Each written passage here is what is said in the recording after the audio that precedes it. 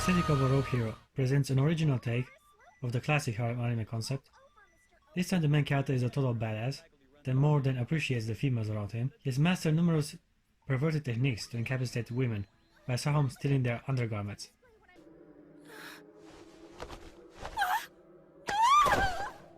Well, if it's that important to you. Akatsuki Osawa might be a dog, but he has a code of honor.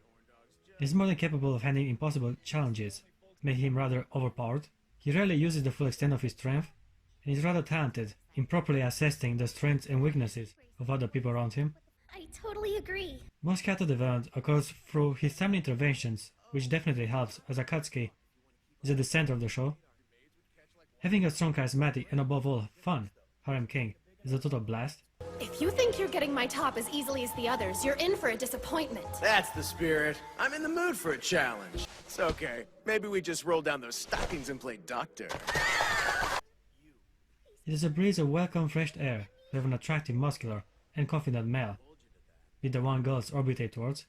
The harem genre on itself is surrounded by this belief, so it is indeed a great idea to actually have a main character that might actually be able to tame those females. The story is where the show at the beginning shines, to later on disappoint, with a dragged out, unclimactic battle. The anime has a pretty badass concept. You see, we're taken right in the middle of things, with barely enough time to introduce some important characters. This is an alternative reality, where some individuals are gifted with the ability to travel through other worlds using Asian-looking portals. Those who survive and return are typically gifted with magical abilities. Many people have had this otherworldly experience, but only one has earned the title of hero in his journey. Akatsuki Osawa has defeated Dark Lord in his quest to save the realm, but there's more to it than a classic hero versus villain story. The circumstances of his victory are unclear, not to mention the Dark Lord was capable of empathy, so it isn't known how much of the saga is a classic good and evil fairy tale, or maybe more likely a more complicated matter. Anyhow, the main character was tasked into taking care of the Dark Lord offspring, a conveniently smoking hot, pink-haired teenage girl with huge jugs called Myuu. What do you think? Well, I'm sure not complaining. Not only that, but to hide her true identity, she becomes his little sister. Oh, my goodness. Wow. A tasty looking harem and a supposed sibling he can bang. Akatsuki Osawa does take advantage of his hero status. Speaking of which, right before his departure from this fantasy land, an incredibly hot blonde princess tries to stop him. It is obvious they have a past together, and while it might not necessarily be romantic, they were obviously close friends. Consider her emotional reaction upon hearing his decision. Before getting back to his original world, the now rogue hero abandons his core duties and breaks his mistress' heart with a passionate kiss. You rogue! Once he arrived back to our reality, Akatsuki and his fake sister enroll into an international training organization which protects young returnee and trains them in the use of their power. Why is everyone staring at us? This was the perfect spot for harem to flourish.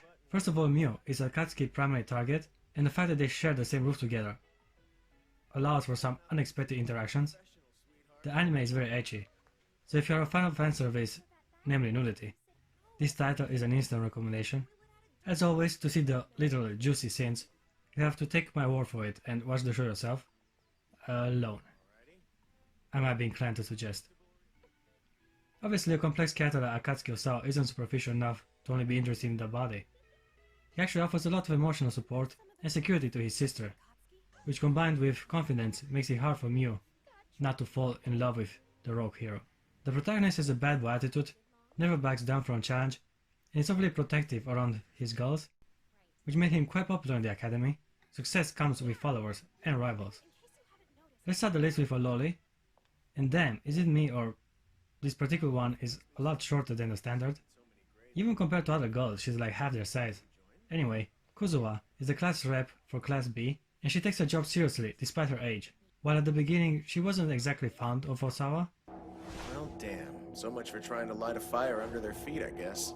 You must be psychotic. She grows closer to him, even developing a small crush. Kuzuha was insecure of her capabilities and appearance, but after some unorthodox interactions with the main character, she grows stronger and more confident in herself. She quickly becomes a close friend of Myuu alongside the next girl joining the harem. Chikage Izumi is a fellow classmate and acts right from the beginning, rather friendly towards the protagonist and his sister. She has a tomboyish look, with short hair, and a substantially smaller rack than Myuu. Izumi is also lesbian, and she openly admits it, although she does develop a slight liking for Akatsuki by the end of the show. Next on the list is my favorite girl. Haruka Nanase is the vice president of the student council body, with long green hair, feminine figure, and dominant attitude. You pervert! What are you doing here? She's a control freak, very strict and by the book, which makes her an irresistible target for teasing. This classifies as assault! Top and bottom of the morning to you. Oh, very subtle. Easily flustered and sensitive, she is an enjoyable tsundere to play with. Sadly, Haruka does not technically join the harem, but she's a constant secondary character, trying to corner or punish the protagonist with a vengeance.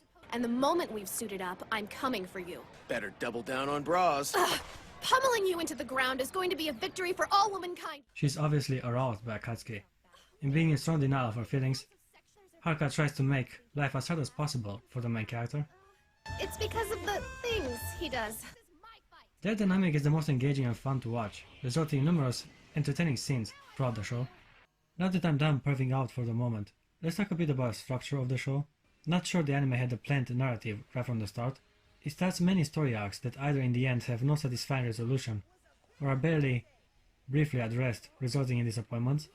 For example, just as most anime, they get stuck with the story. Aesthetica of a rogue hero decides to shove in a tournament near the end.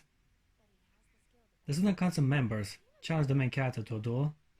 The event is pretty hyped, as it has the potential to be a rather interesting battle, but the show prematurely throws them in his way, too early in the game, to only usher the final climatic fight. Sure, we get a weaker resolution, but their arc got cheapened as the fight gets interrupted by an emergency. No clear victor and no real focus on their match, which only leaves me disappointed for investing myself in this event. This all brings me to the ending, by far the biggest misstep in the show. A little backstory is in order. Al-Azard is the realm from which Myuu originates. She is the Dark Law only child, and therefore a very precious pawn to be used by the many fractions that are at the moment in a struggle for power. Being so valuable, a holy knight is sent to find and capture her. This is the moment where the story culminates. At first, my fear was that Myuu would let herself be pressured into following him to avoid further conflict. I really thought she was gonna pull an Orihime. Fortunately, the protagonist comes right in time for the rescue and thematically defeats the Holy Knight in fair combat. What follows is the best conversation the anime has. Myuu feels like giving up on her life, being unable to handle the pressure of exile and constant threat to her and her close ones. Here's where Akatsuki really shines. He makes her snap out of it by giving her the hard truth, which is that she's a spoiled, selfish little brat that is willing to neglect her father's sacrifice and dying wish just because things got a little rough. Not only he spills the truth, but he reassures her that no harm will come to her, as long as he's there to protect her. Wow, I'm a hetero-manly man, but hearing those words, it can make even me blush. Sadly, this beautiful moment is shadowed by a tagged-on continuation of the fight. The knight Akatsuki defeated came back for a second round, Yes, well, if you're impressed now, just you wait. and this time he transformed into a dragon, to allow protagonists and friends to form an MMO party and take it down like a dungeon boss.